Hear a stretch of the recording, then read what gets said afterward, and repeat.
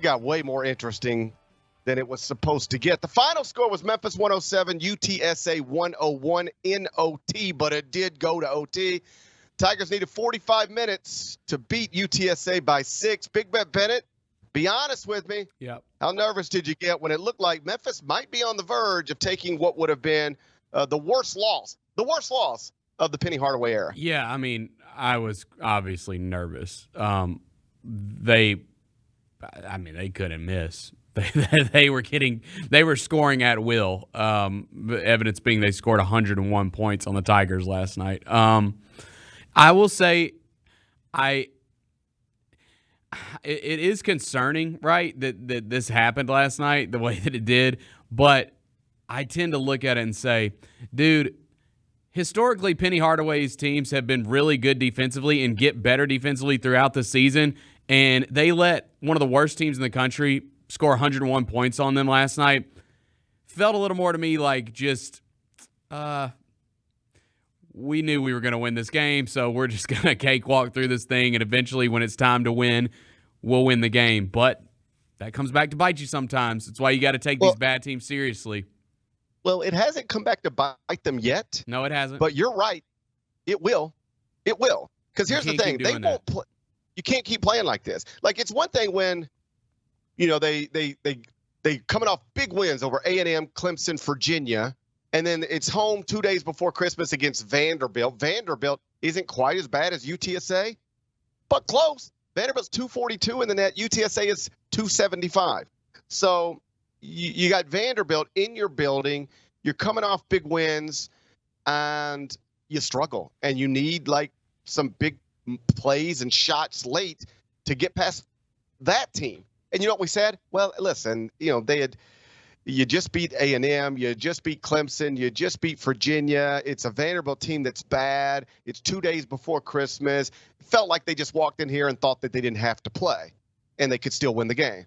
And we go, okay, yeah, well, I guess that makes sense, just 2 days before Christmas. And then they come back after Christmas and they're in a closer than it should have been game with Austin Peay. Mm-hmm. And we say, yeah, but it's the first game after Christmas, and they've got these big wins, and it's Austin Peay, and that's a sub-200 net team, and they just probably thought they could just show up and okay. And now here we are again, right? Not to mention at Tulsa was also closer than it should have been. So at some point, if it is your mindset, if it is in fact your mindset that when we are playing teams like Tulsa and UTSA and Austin Peay and Vanderbilt, that we don't have to be focused, it has not gotten you beat yet. But it will, because in this league, you are going to play a lot more teams like Austin Peay than you are teams that are of the caliber that are going to get you fired up and focused and ready to play. You can't keep living like this. They are lucky that approach has not cost them yet. Yeah, and I mean, there's other things to point to. Clearly, they miss Caleb Mills. I mean, you look at the bench last night. Yeah. They get 15 points total off the bench last night. So that is something that they miss. He's also has been one of the better defenders on the team. So they miss his scoring. They miss his defense. That's clear. Do I think that the Tigers have lost something since starting conference play or since the schedule has gotten way worse as far as opponents go?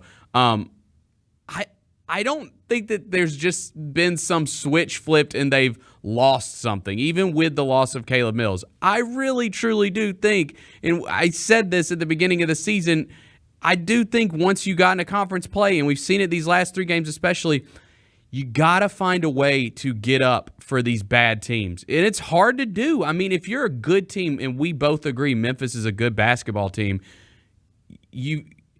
you've got to find motivation somewhere against these teams that you're better than, because you're going to be playing teams like that more often than not. Actually, that's probably the worst team you play on your schedule. But you're going to play more bad teams throughout the season in the conference, and you've just got to find a way, because you're their Super Bowl. You're the biggest game on their schedule. They're going to bring the best effort they bring probably the whole season because of you. The next 8 games are all against sub-100 net teams. So if you have reached a point where you can't get fired up to play these teams, well, then you're the rest of your season is these games. Mm-hmm. And I don't know what kind of relationship Penny has with John Calipari or Mark Few, but this is one of those deals. I'm a big believer in leaning on people who have been through what it is you're going through. I just think it can be helpful. Like, hey, you've done this before. What kind of things did you do to be successful under these circumstances? I would, if I were Penny, I would want to talk to John Calipari, and I would want to talk to Mark Few. And the reason I named those two specifically, it's because they are two coaches who have lived in the space Penny Hardaway is now living in, which is you've got a top 15 team. You have gotten through your non-league schedule amazingly, but now you're going to spend about 2 months playing nothing but bad teams. How do you get your guys focused? How do you keep the intensity? How do you continue to get better when you are not being challenged by comparable talent? John Calipari knew how to do that incredibly well at the University of Memphis, given the incredible winning streaks they had in Conference USA. And Mark Few has done that incredibly well for 2 decades at Gonzaga. If I were Penny, and this is clearly a thing, like I do think the Caleb Mills, the loss of him is a big deal. I think that matters. But it is clear they're not as sharp in every other area now as they were a month ago when they were being challenged by more serious teams. Something has changed. It's not merely the loss of Caleb Mills, although that's the biggest and most obvious thing. Some of this is just approach. Some of it is mentality. And if I were Penny, I would absolutely, if I felt comfortable doing it, I would want to talk to John Calipari, Mark Few, and just pick their brains a little bit. Does that make sense? It definitely does. I mean, dude, we don't have to lie to ourselves. If that was Iowa State inside FedEx Forum last night, they have no problem getting up for that game. They're gonna play like a completely different team. Well, I had another one of these moments last night where I'm literally sitting in studio and we have 12 TVs in the green room, but like the 2 TVs most directly in front of me, one of them was on Kansas UCF, and I had Memphis UTSA, and I had one of those moments where I'm like, I'm looking at conference realignment right now. Mm-hmm. UCF gets to play Kansas. Sick, man. UCF gets to play Bill Self in Kansas tonight, and Memphis is reduced to playing UTSA tonight. And it is nothing more than a byproduct of conference realignment. I mean, I couldn't imagine how amazing it would be to be talking about Memphis going through a Big 12 schedule right now. It'd be harder. There would be more losses, but it would be more fun. And until something changes, and who knows if it ever will, you've got to figure out how to have fun with this. You've got to figure out how to stay focused with this. You've got to figure out how to enjoy playing South Florida, Tulane, UAB, Rice, Temple, and teams like that, because based on the league that you're in and everything that's happened around you, that is now the schedule that you have to play. And you can play poorly and still beat Vanderbilt. You can play poorly and still beat UTSA, barely.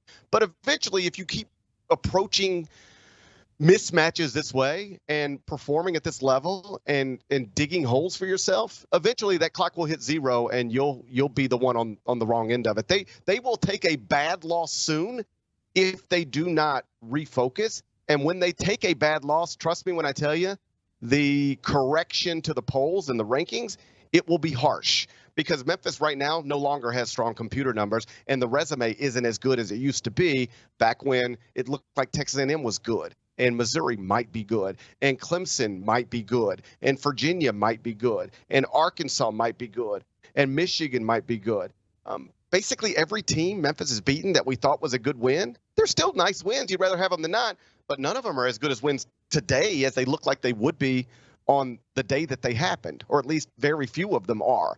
So right now, I'm not a big believer in dropping teams for winning in the rankings, and I think most people, voters, subscribe to that as well. But when Memphis does, if it does take a big quadrant 3 loss or a quadrant 4 loss, it'll be harsh. They'll be treated harshly. The Gary Parrish Show, live weekdays at 10 a.m. on YouTube at Grind City Media and the official Grind City Media app.